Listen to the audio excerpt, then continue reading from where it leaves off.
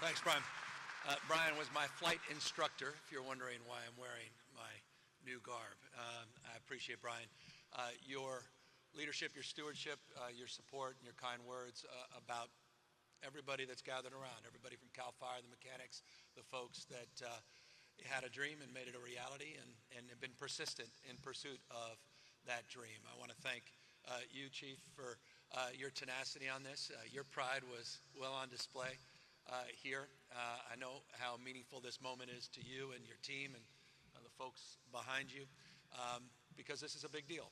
There's not another state in the country that can lay claim to a moment like this. There's not another state in the country that is as resourced as the state of California is as it relates to its aerial fighting fleet. It's in fact the largest in the world, the largest civilian aerial fighting fleet anywhere in the world is right here in the state of California.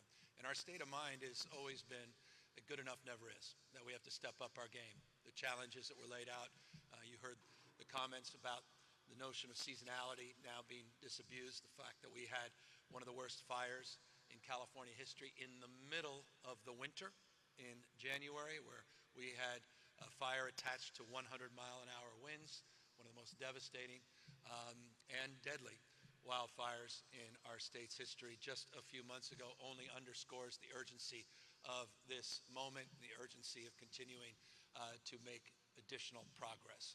I want to just briefly contextualize this project and highlight some of the efforts that are underway, some of the efforts that are sacrosanct that we will commit to, hopefully for many, many years to come, despite any challenges and headwinds as it relates to uncertainty in budgets and the like. We have close to doubled the investments in the last number of years at CAL FIRE. We have significantly increased investments in aerial fleet well beyond the C-130Hs. We've invested in the Nighthawks and all the new technology that behind it, including providing that night vision capacity so that we're running 24/7 as it relates to firefighting suppression. As you heard a moment ago, we've invested in state-of-the-art technology as it relates to access to tools that the Pentagon provides, the tools that private contractors like Lockheed provide, the integration of those tools, the stacking of technology, the utilization of artificial intelligence. People come from all across the globe to learn more about how it's being done through the Office of Emergency Services and CAL FIRE. We're proud of that. We're also mindful we need to do more. TechnoSilva is one of those companies that a number of years ago was one of the first that went through a new procurement process. We recognized we needed to change the procurement, that we don't have time. We're impatient as it relates to testing these tools of technology, that we needed to iterate. And so that procurement capacity now has expanded, and it's allowed us to make the kind of investments that was just noted as it relates to some of the investments in predictive technology, weather, all the consternation that many have, and many should have, around cuts to NOAA and other critical agencies. You should rest assured that California's investments provide, I think, some solace, because we'll maintain them as it relates to weather monitoring, as it relates to prediction with the integration of our intelligence centers and our fusion centers and the work we're doing as it relates to stacking that through the FIRIS system that was just highlighted a moment ago. All critical tools in order to advance early suppression and prediction. That early suppression and prediction has also been aided by over 1,000 new AI-enhanced cameras that are now being deployed all throughout the state of California. I'll remind you, the goal, and it is a goal with deep pride and purpose, is to provide the kind of broad-scaled suppression capacity so that we can keep 95% of these fires from never going over 10 acres. And these guys do this every single year. It is remarkable. You've heard me say it over and over and over and over again. In this business, you often don't get credit for saves. That's baseball. But in this business, these guys deserve unbelievable credit for the amount of things that don't become headlines. The people that they've saved, the lives and property, every single day. It's remarkable. Hundreds and hundreds of fires the last few weeks you never heard about. And that's good news. We're not naive, though. that we're entering in, as the chief said, another difficult fire season. There's been some predictions about what this one means, particularly as it relates to some of the later rains, as it relates to the grasses. They're green right now as they start to turn. And obviously, we need to prepare for that and make sure that we're continuing to resource with our pre-positioning assets, our mutual aid program, the kind of scale again and scope of investments that the taxpayers of California are deserving. Two quick and final points. We also have been doing more, not just in terms of aiding our suppression, but we also are aiding in our prevention with unprecedented investments in vegetation and forest management. We've heard people loudly and clearly. We can't make up for 100 years of what wasn't done. And we're not looking in the rearview mirror, we're looking right out the front. And we're focused on what we can do today.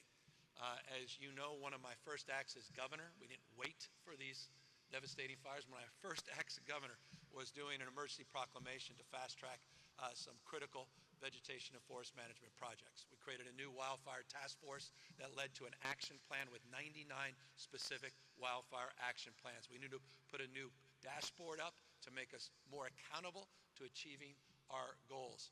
We have 10x'd the investments, 10x the investments in this space.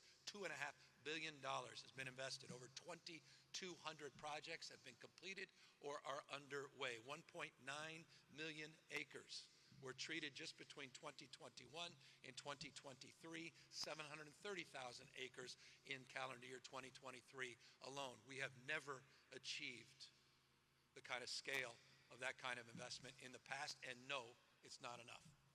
And that's why just a few weeks ago, I did another emergency declaration, an emergency proclamation. And interestingly and coincidentally, today, the first project under that emergency proc is now taking shape up in Humboldt. And the goal of that proclamation is to identify a need, and with that emergency proclamation, to actually get the project up and running within 30 days. You might recall we did something called CalVTP, which is a programmatic EIR, fancy word, for a 20 million acre forest management effort.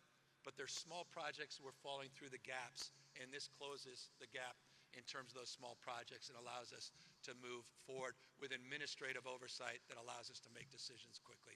I can go on, and I really can't go on and on, talk about our LiDAR technology, our 3D mapping technology, and talk about all the other AI that we're experimenting with. But at the end of the day, it's about people, and it's about the pride in their work. And so I just want to end as I began, expressing gratitude to all the men and women in uniform.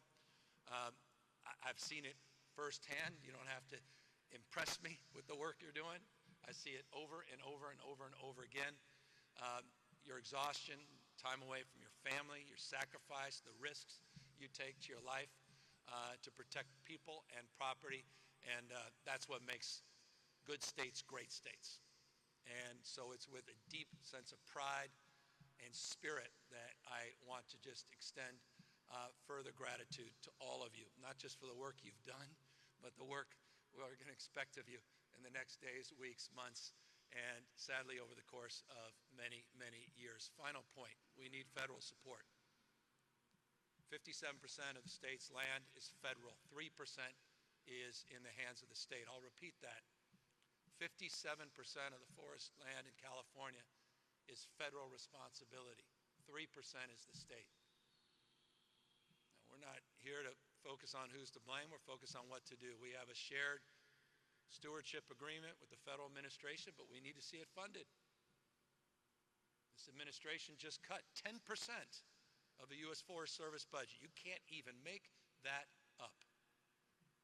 That's not risk-taking, that's recklessness. And so we'll do our part, but we need stronger partnership.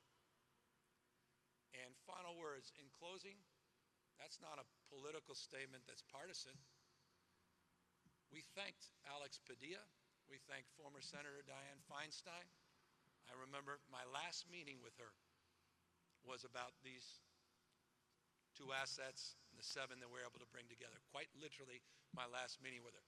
And Republican Congressman Calvert. I want to thank the congressman for having our backs, for stepping up and recognizing the urgency of this moment. And so it was right that he was recognized because he played a big role in getting us here as well. And that's the way this should be. We're all in this together. It's not red and blue. It's not rural versus urban. We're all in this together. And so that's the spirit that defines our approach to emergency management, preparation, and it's the approach to partnership. And truly, I'd be remiss, final words, if I didn't acknowledge our partners in the private sector as well. Sierra Pacific and others, I see leadership here. I want to thank them for being principal partners as well in advancing our collective efforts. All hands on deck. Wildfire season never went away, but it's about to peak. Be prepared, take things seriously, and make sure one thing more than anything else, that you override with any other consideration. Property can be replaced, but lives cannot. Listen to the experts, listen to the men and women of law enforcement and emergency response when they ask for support, when they ask you to leave, to evacuate. Take it very, very seriously. Thank you all very, very much, and we appreciate all the great work. And thank you to our federal partners as well, the Coast Guard and the Air Force. Thank you, everybody. A couple little interesting tidbits that I just wanted to add. When the chief talked about not having the opportunity to sort of celebrate that first C-130, they put that out, already went on 90 missions within just a couple months. 36 fires it's already been at. So it just puts it in perspective how important these assets are. We can get anywhere in the state within 20 minutes. These things go fully loaded, 4,000 gallons, they go about 800 miles, 368 miles in speed. So it's an incredible asset, and I think it's important to underscore what you heard a moment ago. We're competing with all the western states. This is not a unique phenomenon, wildfires in California. The acuity is felt here, perhaps slightly disproportionately, but you go up north to Oregon, Washington, a lot of the western states, everybody's competing with contract aircraft. And it's about who's first and who's willing to write a big check. So the fact that we're in a position, we'll still do a lot of that, but the fact we're in a position to have our own kind of flexibility and actually provide these as mutual aid to others is a big deal. So this is about flexibility. It's not just about the specific craft itself. It's the ability to relieve resources and ultimately reduce costs as it relates to some of those contracts going forward. Happy to take any questions. On the topic of wildfire aid, has there been any indication that the conditions here from the federal government, whether it was breaking forests or adopting voter ID, either from the president or Speaker Johnson, will be applied, or do you think that was just bluster? No, I mean, look, I take them a little more seriously. I imagine when push comes to shove, there'll be that conversation, those uncomfortable conversations. We anticipate that, but there's been nothing in terms of they haven't reinforced that. There's been no public statements that I'm aware of, certainly no private missives that have come our way, so I'm encouraged by that. And I'm deeply encouraged as well. Look, I went, I hope it was obvious, and if it wasn't, I hope you'll consider this, it should have been, to thank Ken Calvert. And the reason why is A, he deserves it in terms of helping procure these 7 C-130s, but he's also been incredibly helpful working with his Republican colleagues to try to lift the whole disaster aid out of the sort of dense fog of partisanship. That doesn't promise anything, but he's promoting a civility that I think is really important, and we're grateful for him.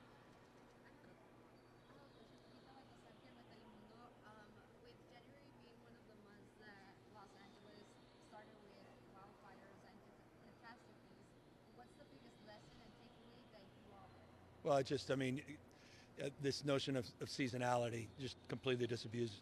We have to disabuse ourselves. I mean, you heard the chief say when, it wasn't that many years ago, we were laying folks off. I mean, it wasn't, and by the way, my first year or two, we had that sort of similar We would sort of peak, and now you just got to run year round. That said, we make adjustments on those shoulder months. There's no doubt there's sort of mitigation as it relates to total and full staffing. But look, we had, imagine, I'm just in that January event, it's an actual numeric. It's at peak in the LA fires, 16,000 personnel, 80 aircrafts, and 1,500 engines. I mean, the resource intensity, and had we not had this mutual aid system, and we not had those relationships with the U.S. Forest Service, private contractors, and the state support, that would have been much more devastating, as bad and as devastating as it was. So it's tough. I was asked a very thoughtful question about the budget and all the pressures, and if we haven't been clear enough in terms of projecting uncertainty in the budget, I assure you in the next few weeks I'll be quadrupling down on that. The projections have significantly changed since January as it relates to our economic outlook. We were moving in this direction. We'll have charts to back that up through March in revenue, and all of a sudden, with all the uncertainty because of these tariffs and uncertainty with the new administration, that volatility is putting tremendous strain on our general fund. And so the question is, what gives? And one thing that won't give is a commitment to fire suppression. It would be malpractice under the circumstances, particularly with what happened in January. It doesn't mean we could do everything. There are certain things you'll see in the budget that reflect some augmentation, but the fundamental commitment to supporting our efforts will remain. Governor, back to the federal aid question. I mean, back in January when there were these threats to withhold or condition the aid, you put in a lot of work to smooth over that relationship with Trump. Now, obviously, you're kind of being forced back into a little bit more of a confrontation with him over the tariffs and things like that. Are you worried at all about that potentially damaging that work you put in January and hurting the ability to get that aid? It's a good question, and it's the right question, and it's one I ask myself. There's certain principles you have to stand firm. And look, we're doing our best to sort of maintain that relationship behind the scenes, even with the lawsuit, giving the White House heads up. I mean, that may be cold comfort from their perspective, but I think it showed some respect to the administration. But I'm not naive, but there's so much anxiety, so much stress. I mentioned, obviously, comments about some of the cuts, but one of the things he eliminated was something that Sarge Shriver started in 1965 when he started Vista. In volunteer, the spirit that defines the best of this country, the new frontier. So it's going to force another lawsuit. I think we're 15, 16 lawsuits, and we set up that special session. You heard it at the time. We said we hope we never have to file a lawsuit. Wasn't the intention, but we're already. I don't even know if we're 16 weeks in. You do the math. And already 16 lawsuits. So it's, as I say, it's not personal, but it's very important that we assert ourselves, and people are looking to us to lead. I was with the Latino caucus today, and that was reinforced, as you can understand, with all the anxiety. And it's important we have people's back. So I'm going to do my best. I'll be back in D.C. We'll continue to keep an open hand when it comes to emergency planning, emergency preparedness. That's, to me, sacred ground where we'll never take cheap shots, but trying to defend our values, we're going to have to stand tall. Is there any?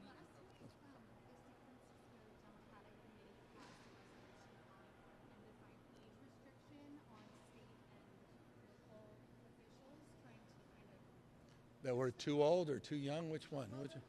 Yeah. With the concern that voters had about Biden's age in the election, and obviously with Senator Feinstein. Wow. Did I make the cut, or am I on the other side of this? Okay. Yeah. No, I've never. I'm a Bobby Kennedy guy. The world needs the qualities of youth, not a time of life, a state of mind, a quality of imagination. I was at dinner the other night, last Friday, and right behind me was a young man celebrating his 96th birthday. And he was calming me. He says, "Mr. Governor, it's going to be okay." Where were you dining? I've been there. I'd like to promote it, but it was place it's called the Guest House. It was a wonderful restaurant. Now I'm going to be protested there, but it's, and 96 years young, and sincerely. And he was literally, he said, it's going to be, I could tell you what it was like, and look, so I get it. I get this notion, but everybody, we're all different. We're all unique. Everybody, we all process life physically and emotionally a little differently. So this notion that one size fits all, I've never fully appreciated or understood it. But I understand where that motivation comes from. I'm not naive about that either. Yeah. So when the California Democratic Party has to take this up, you wouldn't be supporting it? Is it coming to the California Democratic Party? I know. I'd have to look at it. Let me take a look at it. But I'm not naturally inclined to be an advocate for that kind of sort of arbitrary one-size-fits-all. And by the way, I've learned that the hard way as governor. I mean, a state policy has to be customized. When your state is as large as we are, when you're a nation with so many people, personalities, so many different life expectancies, wellness redefined here versus other parts of the country, I think you have to be, sensitive to all those nuances. You mentioned in your closing statement earlier about federal responsibility, federal land, Yep. state land, that kind of thing. When you put a request into Congress for funding, Yeah. where are we at with that, and are you feeling optimistic about that? Well, look, I feel optimistic because, I think in the spirit that defines the best of this country, there's a recognition we're all in this together. I've made this point on multiple occasions. I was proud as a taxpayer to support Speaker Johnson and his district when America stepped up and stepped in to help support Louisiana with the devastation of the hurricanes. It's a point of pride. And by the way, for Californians, I'll remind you and maybe illuminate you if you're not being reminded. In 2023, California contributed $83.1 billion more than we received from the federal government. Texas received $71.1 billion more than they contributed to the federal government. If Texas needs our support in a disaster, I'd be honored and proud as American, as a representative of California, to be there for them. To me, that's a no-brainer. And so this idea that we're conditioning things or leveraging, I just don't think it's American. That said, accountability, transparency, making sure our taxpayer dollars are being used for intended purposes, we're all in. Stress testing that, challenging us in that respect, I respect that. And I think everyone should expect nothing less. Earlier this week, last week, I think we did an interview with NBC where you said that you wanted to see the Democratic Party do kind of a forensic of what happened last election. Can you kind of talk a little bit? I don't know. I think it's healthy. We lost. We lost every swing state. We lost the popular vote, the electoral vote. We're not in the majority in the House or the Senate. So I think it might be healthy to sort of reflect on, what went right, what went wrong with some objectivity. I know people are prone to thinking that's judgmental. I know there's a sensitivity in that respect. But, I think it's incredibly important. And I think you guys have challenged me right after the election. What do you think went wrong? And I continue to push back, right? Because I really believe that we need to fully understand what went wrong. And there's so many competing theories. And I think on that basis alone, when a certain group says, well, it was the incumbency penalty, that's all it was. I'm like, okay, that's interesting. Maybe true. They said, no, it was immigration. I'm like, well, that's interesting. Maybe true. They said, no, it's inflation. I said, well, no, that may be true. They said, no, it's interest rates. People forgot about interest rates, car loans and mortgages. I'm like, well, that may be true. They said, no, it was too much emphasis on social. Well, interesting. That may be true too. No, it was the lack of an open primary. Oh, interesting. It was just 107 days. It was, and so we have all these competing theories. And I just think it's healthy to reflect on that, and I think it's a good thing. Those were 5 of them. I mean, I think you tried to get one of those sunshine requests. You're demanding my papers. I think I was up to 26 pages of theory. I mean, I was, by the way, serious. I started writing out everybody's theories, and I'm up to 24 pages. And because now that theory about the incumbent penalty has been challenged because there are a lot of incumbents around the world that actually won. It wasn't universal, they all lost. So it's interesting. On the immigration, data on the woke, it's just different data, right? So I'm processing it all, but I think it's incredibly important. It's one of the reasons the podcast exists. It's sort of an exploration. I'm fascinated, and I think we all should be, that young men under the age of 30 shifted significantly away from the Democratic Party towards the Republican Party. I think that is important for Democrats to consider. 56% versus 41%. And I think that's another area for exploration. I've been doing that a little bit on the podcast, so et cetera. So I'm trying to understand, and before I'm understood. Last question. On wildfires, and just sort of back to the Thank you for.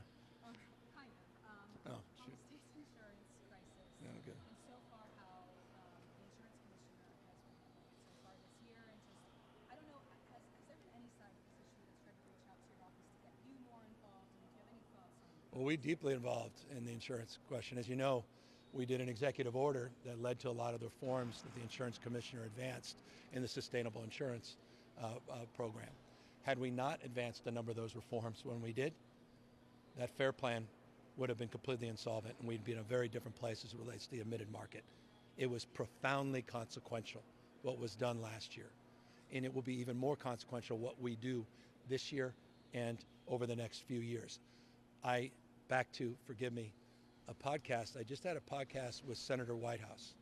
I really encourage you to listen to it, who literally flew out to meet with me to highlight his concern that the next great financial crisis in this country is the insurance crisis and the inability for people to get mortgages, to get financing on homes, and the impact that will have on housing construction. And he sees it as a global issue, and he's been privy to a lot of briefings, and it was a point that should concern many people, and it's a point of focus for us. And I was pleased, as an example and a proof point of that, to meet with the CEOs of all the major insurance companies and talk directly to them about the reforms we've advanced, what's working from their perspective, what more needs to be done. And we're working very closely with our insurance commissioner, who I believe is taking this very, very seriously and appropriately so. Can I ask you about the settlement or the damages for childhood sexual abuse that a lot of governments are now compensated as a bill Yeah, Vermont, yeah, LA County, they're looking at $4 billion yeah, payment. LA City is facing a $1 billion shortfall yeah, because of that. A lot of states cap these damages. yeah. Like California doesn't. Well, there's discussion. There was a legislative bill to do just that, and then I think there's two bills in this space, and so we're tracking that. We've been part of that conversation. I want that process to unfold, and I'm very mindful of the anxiety because I've had delegations from Los Angeles in our office expressing that anxiety. I'm also deeply mindful of the anxiety for lives that were torn asunder because of sexual abuse and sexual assault, and their right to access justice and to be compensated for that.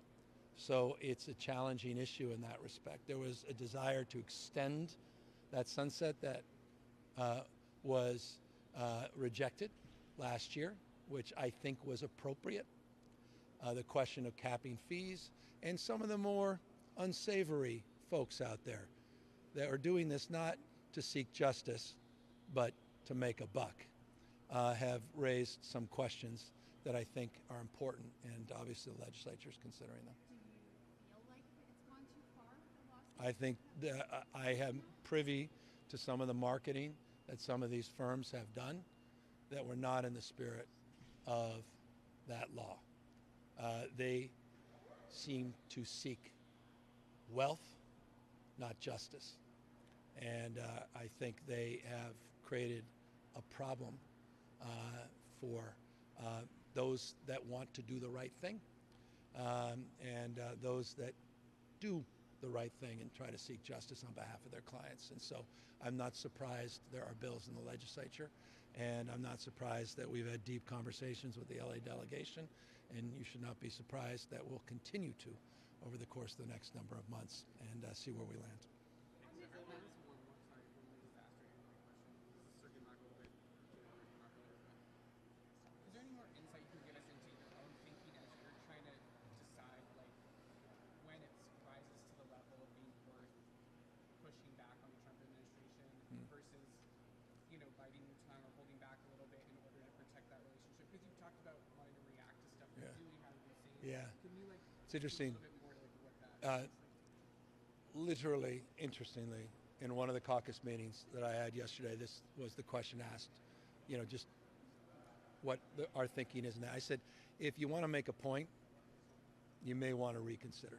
You want to make a difference, stand tall and firm. And that's kind of the approach. If it's a virtue signal, I think you're inviting something.